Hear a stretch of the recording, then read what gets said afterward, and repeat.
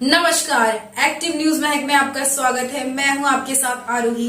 देखते हैं आज की नई ताजा खबरों में क्या है आपके लिए खास। जिंदाबाद मोदी तेरी तानाशाही नहीं चलेगी, नहीं चलेगी। मोदी तेरी तानाशाही नहीं चलेगी, नहीं चलेगी। हम अपना हक मांगते, हम अपना हक मांगते नहीं किसी से।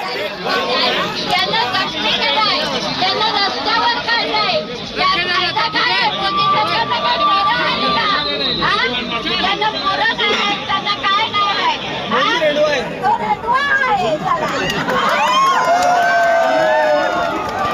नमस्कार दोस्तों, आप देख रहे हैं दोस्तों, इस वक्त हम वसई डिपो पे खड़े हैं और यहाँ पे आज आंदोलन किया गया। आंदोलन क्यों किया गया? दिल्ली जंतर मंतर पे जो 21 दिन से आंदोलन आज चालू है, वहाँ पे जो छात्रों को लेकर आंदोलन किया गया है, उसको लेके आज यहाँ नहीं हर जगह, देश के अंदर हर जगह ये आंदोलन किया जा रहा है। अब इसमें बच्चों को इंसाफ नहीं मिल रहा, वहाँ लोगों पे लाठीचार्ज हुआ, वहाँ लोगों को प्रॉब्लम हुई है इतनी सारी। वहाँ पे जो महिला है उनके साथ भी मारपीट हुई है और सभी पार्टी के लोग यहाँ पे शामिल हुए हैं। और इस जंतर को लेकर हाल ही में देखिए जो यहाँ पे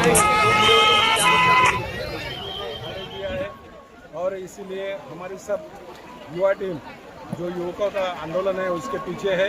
सब पार्टी के लोग हैं, हम भी उनके साथ हैं। एज अ वसई विरार महापौर और यहाँ के जनता के लोक प्रतिनिधि जितने भी हैं सब इस आंदोलन में सहभागी है। और जब तक ये आंदोलन चलेगा तब तक हमारा सपोर्ट ये युवकों को रहेगा। जिस तरह से यहाँ बच्चे नारेबाजी कर रहे हैं को एक पक्ष और दूसरे पक्ष की तरह ये झुकता हुआ दिखाई दे रहा है। ऐसा कुछ नहीं, कोई पार्टी बेटी नहीं है, ये युवकों का आंदोलन है और सब लोग अपनी पार्टी बाजू में रख के इस आंदोलन में या ठिकाणी पुन्हा आलेले आहेत। तुम्हाला एकच सांगेन, प्रथमेशदानी मला सांगितलं 2 मिनिटं दूर करायचं आहे। हे भाजपचं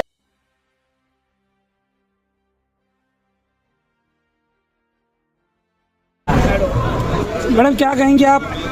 वसई विरार में पहली बार नगर सेविका चुनकर आई है, यूथ है और नगर सेविका चुनकर आई है, आप भी इस आंदोलन में आई, क्या कहना चाहेंगे? मेरा एक कहना है, ये जो आंदोलन शुरू हुआ था ये हुआ था बच्चों के लिए। मैं खुद एक नीट स्टूडेंट हूँ। ये हमें जो ये जस्टिस के नाम पे जो पॉलिटिकल एंगल दिया जा रहा है ये बहुत ही गलत है। सोनम सर ने स्टार्ट किया, उनका first step was right, but उसके बाद जो पॉलिटिशियन आने लगे, पूरा ही एंगल चला गया पॉलिटिक्स में। ये स्टेट जो अभी गवर्नमेंट में है, जो गवर्नमेंट है, वो गवर्नमेंट का एक प्लान भी हो सकता है कि हमको एक जगह रिझा के वो कुछ और प्लान करते हो या कोई बिल उनको पास करना हो। लेकिन रेजिग्नेशन तो मांगा है हमने, और क्या मांगा है? अगर रेजिग्नेशन दे दिया तो जो प्रधान जी हैं, धर्मेंद्र प्रधान जी एजुकेशन मिनिस्टर, वो है उड़ीसा के, अगर उनको हटा दिया तो ये उड़ीसा में हार जाएंगे। मेन मुद्दा ये है, इनको चाहिए, इनको पॉलिटिकल जो राजनीति है वो जरूरी है, बट बच्चे जरूरी नहीं है इनके लिए। मेरा एक ही अपील है सारे स्टूडेंट से जोड़ के हाथ कि किसी भी पॉलिटिकल पार्टी का सपोर्ट नहीं ले, खुद की आवाज़ खुद उठाए, जैसे सोनम सर ने उठाई थी। क्योंकि हम खुद बोल सकते हैं अपने लिए, हमारा राइट है, ये कॉन्स्टिट्यूशन में है, हम बोल सकते हैं, किसी जरूरी नहीं कोई नेता ही बोले हमारे लिए। धन्यवाद।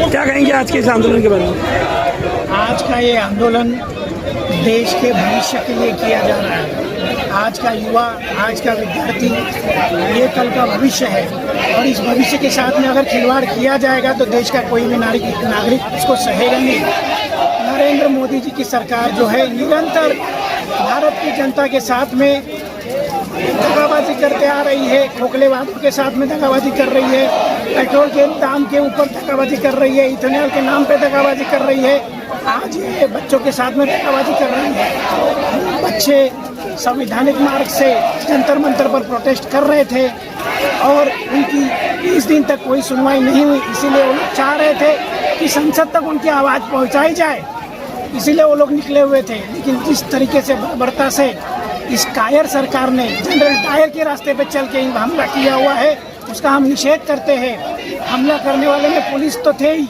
लेकिन आरएसएस के गुंडे भी थे।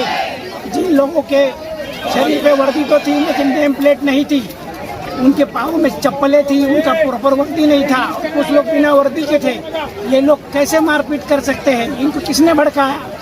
ये जरूर अंग्रेजों की विचारों पे चलने वाले आरएसएस के गुंडे थे, जिन्होंने देश की कर्तृत्ववान जनता के साथ में, विद्यार्थियों के साथ में मारपीट की।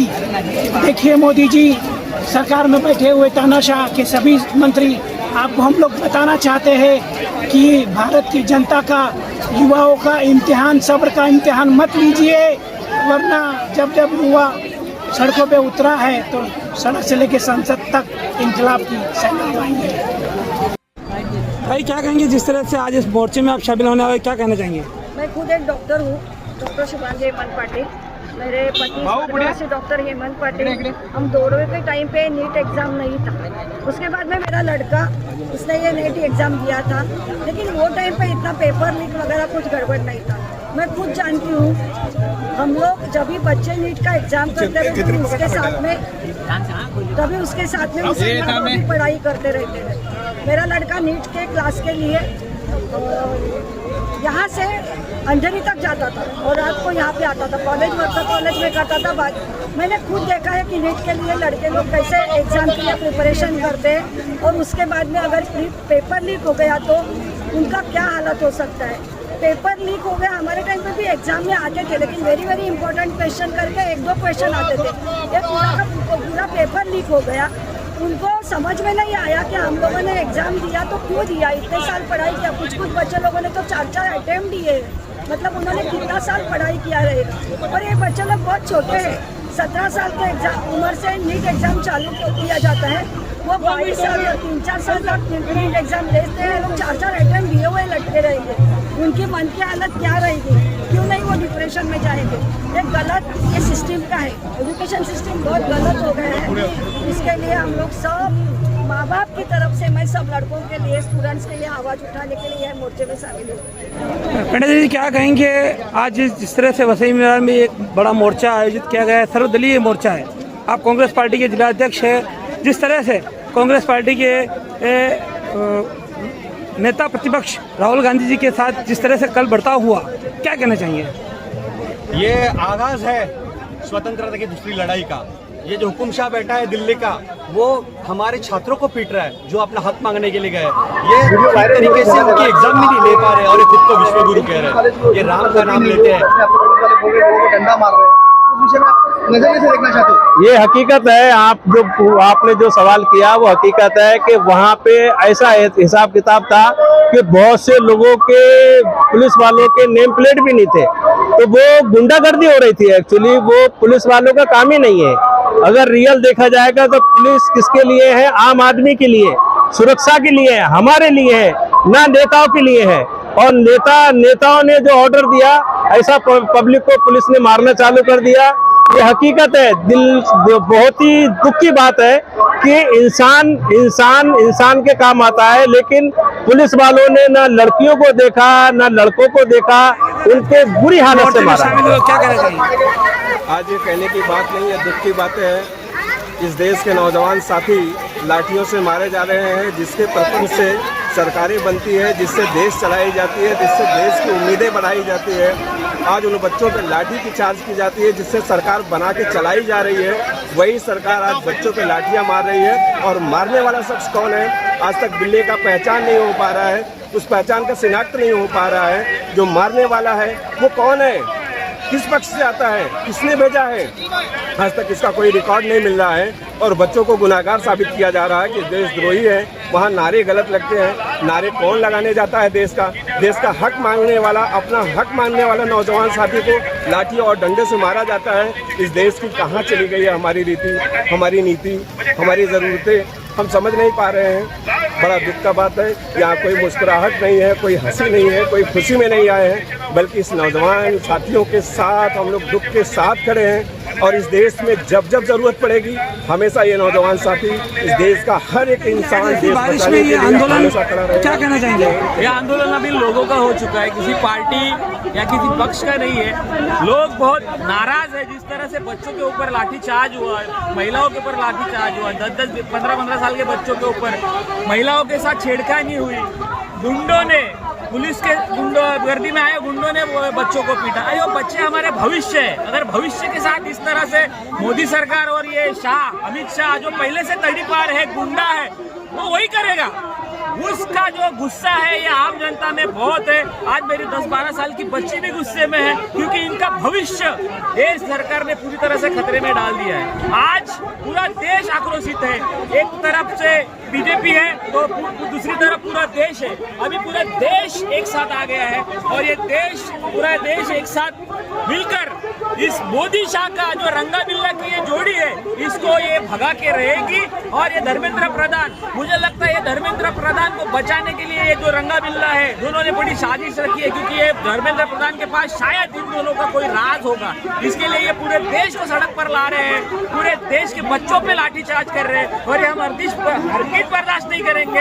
ये तो सिर्फ शुरुआत है। आंदोलन रखा गया जिसके अंदर हमारे कांग्रेस के अलग से और विद्यार्थी कांग्रेस भी भारी तादाद में इधर जमा हुए। हमारा मकसद, हमारा लक्ष्य शुरुआत से एक ही था, जो नीट के ऊपर जो कांग्रेस और एनएसयूआई ने हमेशा से एक मुद्दा उठाया, जो छात्रों के ऊपर अन्याय हो रहा है, जो सरकार हमेशा से उसे अनदेखा कर रहा है, उसका हम निषेध करते।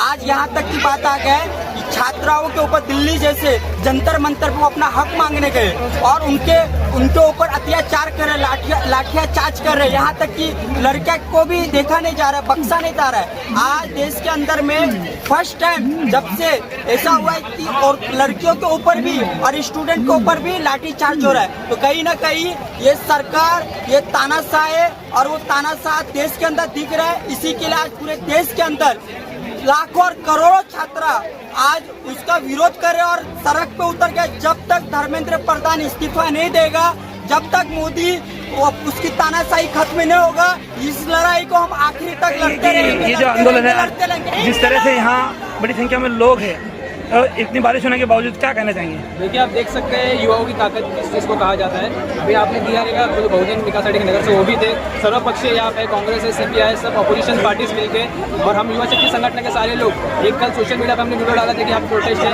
आप सोचिए इतने सारे लोग आ गए एक वीडियो को देख के, मतलब जनता में काफ़ी आक्रोश है। जब तक धर्मेंद्र प्रधान का इस्तीफा नहीं लेंगे तब तक शांत बैठेंगे नहीं। यहाँ के जो तहसीलदार है, शासकीय प्रांत है, यहाँ पे आएंगे, उनको लेटर सबमिट करने वाले हैं। और ये आक्रोश आज के लिए तो शुरुआत है, ये तो बस आगाज़ है। आने वाले टाइम में पूरे वसई विरार में इस आक्रोश को गली गली तक पहुंचाने का काम करें। आपकी क्या राय है?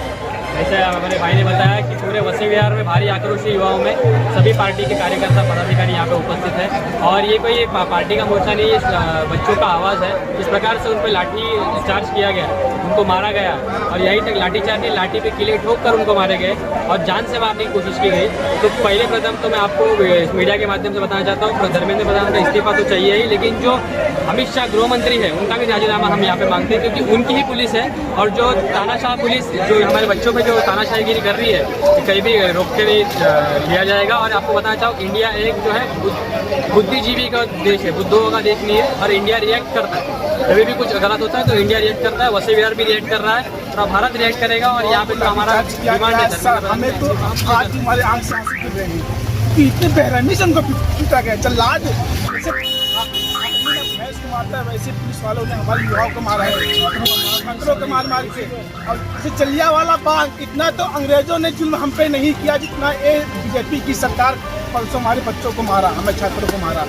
जलियांवाला बाग हमें याद दिला दी, हमने तो अंग्रेजों को देखा नहीं था, लेकिन बीजेपी की सरकार ऐसी आई कि हमें अंग्रेजों को याद दिला दी। हम अपने सारे युवा साथियों से यही कहेंगे, अब जागने का समय आ गया है। अगर अभी नहीं जागे तो कभी नहीं। हम आप सबसे हाथ जोड़ के निवेदन करते हैं सारे युवा साथियों से कि जागने का समय आ गया है और अपने बड़े बुजुर्गों से, ये लड़ाई कोई आम लड़ाई नहीं है, ये लड़ाई वो लड़ाई है जिसके हमें लड़ने से हमारे आने वाली पीढ़ी बदल जाएगी। अगर हम आज सो गए कल हम फिर से गुलाम बन जाएंगे। ये बीजेपी की सरकार हमें गुलाम बनाना चाहती है क्योंकि ये शिक्षित तो है नहीं, अनपढ़ गवारों की सरकार है। न तो पढ़ा लिखा मोदी है, न तो पढ़े लिखे इसके मंत्री हैं। बस जो क्या करना है, हम सबको शिक्षा विहीन करना है। अगर हम शिक्षित हो जाएंगे तो इन सालों से सवाल पूछेंगे, ये चाहते नहीं कि हमसे सवाल पूछे। अगर हम इनसे सवाल पूछेंगे ये कटहरी में खड़े हो जाएंगे। बस इनका क्या है, शिक्षा से विहीन करना। हमारे 22 युवा छात्र आत्महत्या कर लिए। तो जो एक आप भी मीडिया वाले भाई बंधु, आप भी तो पढ़े लिखे हैं, आपके भी बच्चे हैं कि नहीं है? मैं गोदी मीडिया से भी निवेदन करूंगा कि आप बात क्यों नहीं दिखा रहे हो? अरे आपके भी बच्चे हैं कि नहीं है? अरे बच्चे हैं, कम से कम उनको पढ़ा रात दिन से एक करके उनको पढ़ा रहे हो ना। एक आम आदमी, एक आम नागरिक अपने बच्चों को कैसे पढ़ा रहा है, उनसे पूछिए ना। क्योंकि रात दिन करके एक एक पैसा इकट्ठा करके अपना पेट काटता है, तो अपने बच्चों को नीट जैसे पेपरों में बड़े बड़े इंस्टीट्यूट में एडमिशन कराता है, अपना घर द्वार भेज देता है, अपनी सारे सुख चैन छीन के दे देता है अपने बच्चों के लिए। उसके बाद तुम क्या करते हैं, पेपर लीक इतना, तो क्या बोलूं मैं, डायपर भी लीक नहीं हुआ होगा जितना बीजेपी के सरकार में पेपर लीक हो गया। आप सभी से हाथ जोड़कर निवेदन करूंगा, अब जागने का समय आ गया है, इन भड़वों और आवारा सरकारों से लड़ने का समय आ गया है। अगर अभी नहीं लड़े तो कभी नहीं।